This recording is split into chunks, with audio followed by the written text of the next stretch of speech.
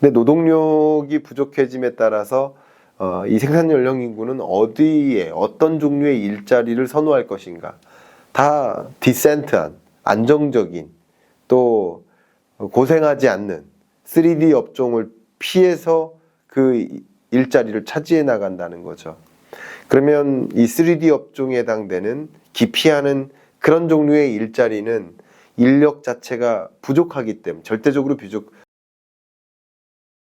이 문제를 어떻게 바라보시나요? 네, 프랜차이즈의 문제라고 생각하지는 않고요. 근데 어쨌든 프랜차이즈든 개인 자영업체든 어쨌든 자영업의 문제고, 이 자영업자가 기본적으로 이 스태그플레이션 현상에 놓여 있기 때문에 소위 햄 가격 오르고 단무지 가격 오르고 김 가격 오르고 전기요금 가스요금 다 오르는데 김밥 가격도 같이 올려 잡자니 단골 손님이 떠날 것 같은 걱정인 거죠.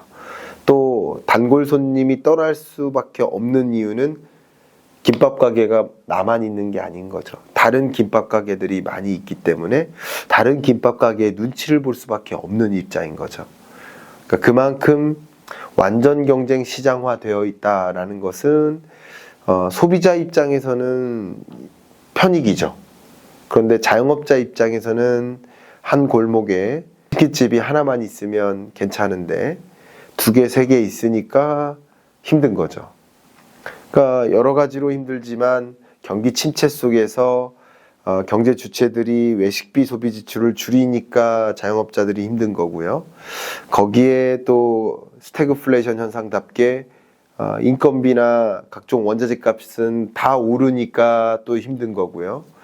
근데 이 와중에 여전히 작년 못지않게 그 시장 내에서 그 골목 내에서 그 동네 내에서 비슷한 업종이 과밀하게 분포되어 있다 보니 또 힘든 것이죠. 여러 가지 힘든 그 어려운 것들이 중첩되게 작용하고 있으니까 힘든 것이고, 다른 어떤 현상들은 경기적인 어떤 일시적인 사이클에 해당되고, 지금 말씀드린 자영업의 과밀화 이런 것들은 상대적으로 구조적인 문제를 이야기하는 것이기 때문에 좀 구분해서 이야기를 해야 되겠지만, 어쨌든 23년, 24년은 경기적인 어떤 문제와 구조적인 문제가 같이 자리한 국면이기 때문에 또 자영업자 여러분이 더 힘들다, 이렇게 저는 표현해 볼 수 있을 것 같습니다.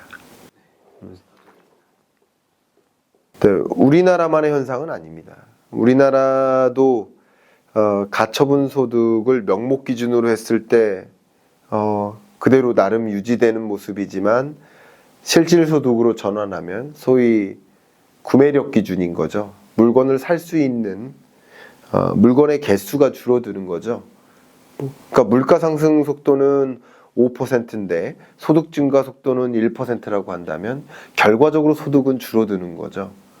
그런 국면에 놓여 있기 때문에 우리나라만 그런 것이 아니라 세계적으로 이 고물가를 당면한 주요국들이 다 이런 좀 어려운 국면에 놓여 있는 것이고, 상대적으로 우리나라는 소득의 증가 속도가 더 떨어졌고, 그리고 물가 상승률은 생각보다 다른 주요국보다는 높게 유지되는 거죠. 물론 우리나라보다 더 높게 물가가 뛴 미국이나 유러피언 국가들은 더 심각하겠지만, 상대적으로 평균적으로 보면 세계 평균 물가 상승률과 비교해 봤을 때 우리나라는 물가가 상대적으로 더 높았고 소득 증가 속도는 상대적으로 더 떨어졌다고 볼 수 있기 때문에, 그런 면에서 우리나라는 조금 더 어려웠었다. 세계적인 현상이지만 한국 경제는 그 세계적인 현상 속에서도 더 가혹했었다, 이렇게 평가합니다.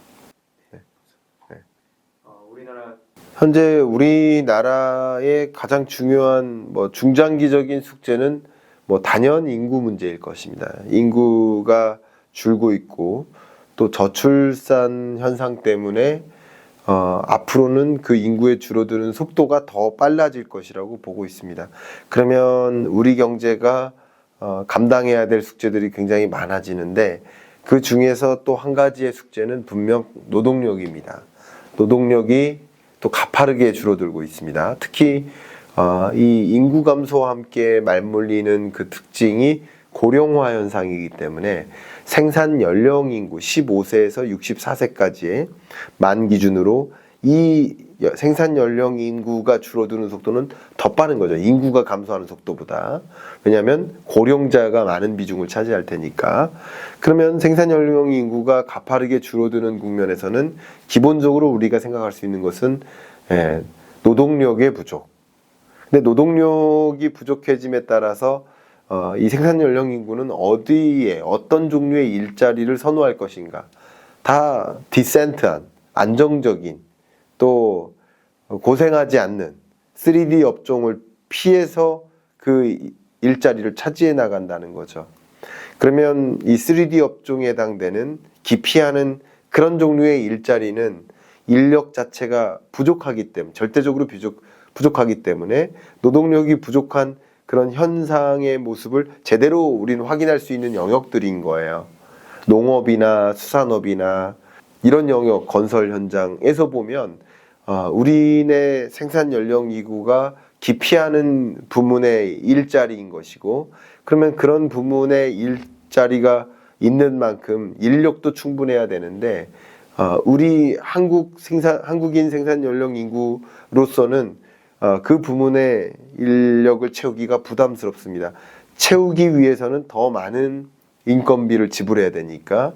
그래서 이런 것들이 온전히 유지되기 위해서는 해외로부터 인력이 충분히 수급될 수 있는 체제를 만들어야 되고, 인구 감소 시대의 인구가 이렇게 빠른 속도로 줄어들고 있는 과정에서 다양한 대응책을 고민해야 되겠지만 그 가장 중요한 대응책 중에 하나는 노동력 감소인 거고요. 그 노동력 감소도 주로 어떤 부분의 노동력 감소냐? 바로 3D 업종에 기피하는 일자리의 노동력 감소 문제가 있기 때문에 역시 이런 부족한 부분에 대한 인력을 해외로부터 또 수급받을 수 있도록 하는 그런 체제를 마련하는 것은 우리 경제가 풀어야 할 굉장히 중요한 숙제이고요. 외국인 근로자가 노동하기를 선호할 만한 그런 근로 조건을 좀 만들어주고, 또 이 외국인 노동자를 편애하거나 또 인종차별하거나 이런 문제, 근본적인 깔려 있는 그런 문제부터 하나하나 해결하면서 이들이 원하는, 외국인 노동자들이 가장 원하는 일자리가 한국에 있다라는 그런 생각으로 경쟁적으로 더 좋은 인력들이 한국으로 올 수 있도록 하는 그런 생태계를 마련하는 것도 중요한 우리의 과제라고 생각합니다. 네. 4차 산업혁명은 뭐 이미 도래됐고요. 뭐 기본적으로는 아날로그에서 디지털로의 전환이니까요. 생산성을 끌어올리는 역할이라고 볼 수 있겠죠. 기본적으로 우리가 투입할 수 있는 노동력은 이제 앞으로 제한적이기 때문에 한 단위의 노동력이 투입됐을 때 더 많은 아웃풋을 가져올 수 있는 체제를 만들어야 되고, 소위 4차 산업혁명과 디지털 전환과 같은 이런 산업 패러다임의 전환은 그 한 단위 노동 투입에 따른 아웃풋의 그 놀라운 수준의 급증, 이런 것이 다시 말하면 생산성의 혁신을 가져오는 일이라고 볼 수 있기 때문에 지금 특히 우리 경제가 당면에 있는 인구 감소와 노동력 부족과 생산 연령 인구의 감소, 이런 현상에 대응하기 위한 거의 유일한 방향성 아닐까, 이렇게 생각을 하고요. 결과적으로는 이제 4차 산업혁명을 지금 이루어가고 있는 가운데 필요한 핵심 기술, 그러니까 4차 산업혁명은 기본적으로 인공지능, 빅데이터, 사물인터넷, 이런 다양한 4차 산업혁명의 기반 기술들이 활용될 수 있도록 해야 되고, 그러기 위해서는 또 그런 기술들을 많이 갖고 있는 인재들을 많이 확보해야 되는데, 그런 부분들이 우리가 그 다음 과제로서 도약해야 될, 추구해야 될 우리의 고민이 아닐까, 이런 생각을 해봅니다.